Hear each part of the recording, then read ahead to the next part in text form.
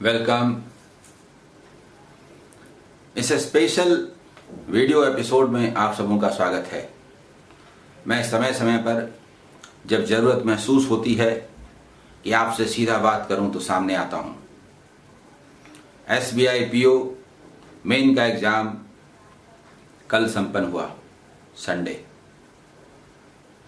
आप सभी उसमें अपीयर हुए।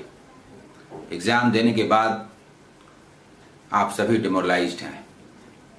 बहुत कम स्कोर हुआ है ऐसा लगता है आपके कमेंट से। आपके कमेंट से ऐसा भी लगता है कि एग्ज़ाम में आने वाले क्वेश्चन बहुत टफ थे, ऐसा आपने कमेंट किया है। और मुझे एक भी कमेंट ऐसा नहीं आया जिसमें ये लगा हो कि ये बहुत आसान पेपर था या आसान था या फिर हार्ड नहीं था। ऐसा एक भी कमेंट नहीं है। तो जब एंटायर सारे स्टूडेंट का ये कहना है तो फिर ये है। हालांकि मैंने आपके क्वेश्चन देखे नहीं, ये तो अभी पता भी नहीं है कि वो क्वेश्चन पेपर कैसा था, पर आपने दिया है और आपके कमेंट से ये पता चलता है कि वो बहुत बेकार तरह का था। इसके दो पहलू हैं। आप सभी डिमोरलाइज्ड हैं, कमेंट भी कर रहे हैं। मैं आपसे कहना चाहता हूं, डिमोरलाइज होने से कुछ होता है? दो पहलू हैं। पहला कि ये तो कॉम्पिटिटिव एग्जाम है, सिलेक्शन तो आप में से ही किन्हीं का होना है। ठीक है, कम में सिलेक्शन होगा जिन्होंने अपना संतुलन बनाए रखा होगा, समय और क्वेश्चन के फेर में पढ़ के पजल ना हो गए होंगे और कुछ हद तक परफॉर्म किए होंगे, सिलेक्शन तो उनका होगा। इसलिए उतना डिमोरलाइज होने की जरूरत नहीं है। हाँ, ये सही है कि ये एग्जाम बोर्ड, इसमें कौन लोग बैठे हैं SBI के एग्जाम बोर्ड में? वो क्या ये समझते हैं कि वाहियात क्वेश्चन दे देने पर और 2-3 क्वेश्चन बना करके जब सिलेक्शन हो जाएगा तो क्वालिफिकेशन, क्षमता, कैपेसिटी वो चेक कर लेंगे? अपने पूर्व के इतिहास को क्यों नहीं देखते? बाद में इसी एग्जाम पैटर्न को उनको बदलना पड़ेगा। वो एक बार पलट करके देखें।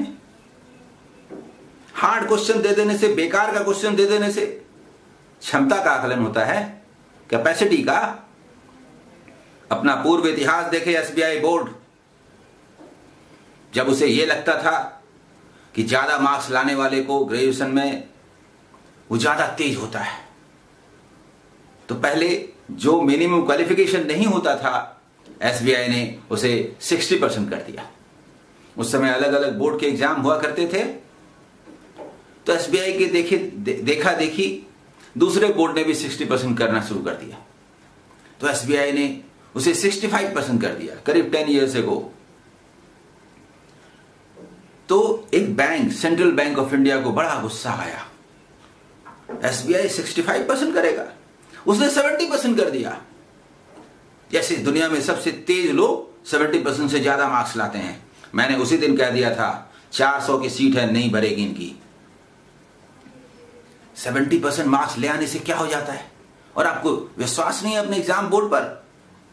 आप जो एग्जाम लेते हैं उसमें लाने वाले मार्क्स का कोई महत्व नहीं है, और यदि उसका महत्व है तो फिर किसी ने क्या मार्क्स लाया था ग्रेजुएशन में क्या मायने रखता है? आप जानते हैं ज्यादा मार्क्स किनको मिलता है और कम मार्क्स किनको मिलता है? ज्यादा मार्क्स जो लोग लेकर के आते हैं इन जनरल वो बुकिस होते हैं, पर्सनालिटी का उनमें अभाव होता है। कोई अपने ऊपर मत लीजिएगा, क्योंकि 1-2 के बारे में बात नहीं हो रही है। कुछ लोग तो बहुत तेज होते हैं, पर्सनालिटी भी उनकी जबरदस्त होती है। बात हो रही है मास स्केल पर।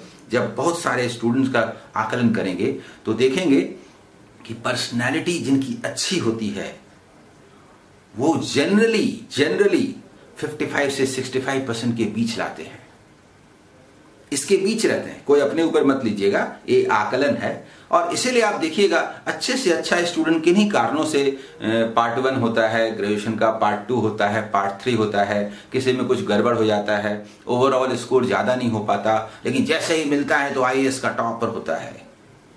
मौका मिलता है वो IIT का टॉपर होता है।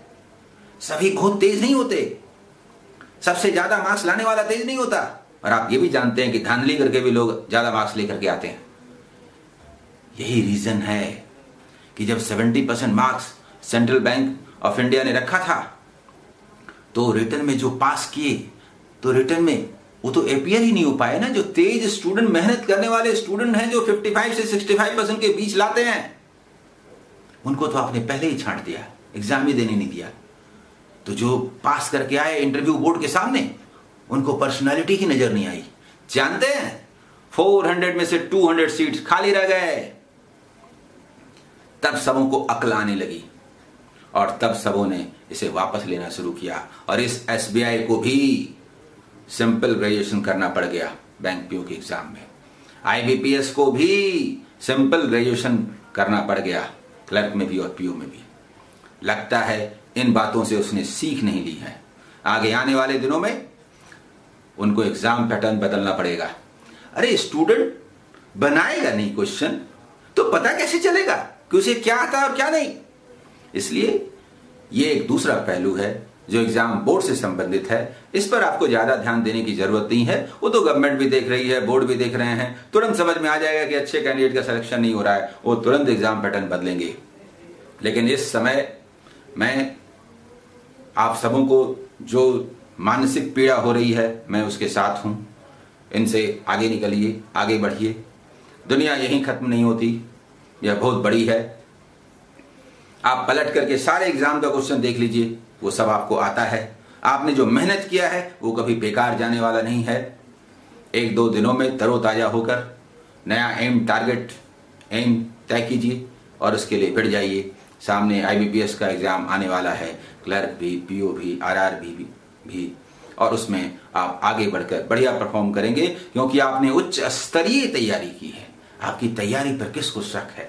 इसलिए अपना विश्वास जगाइए और नए सिरे से नए मिशन की ओर जुट जाइए। All the best.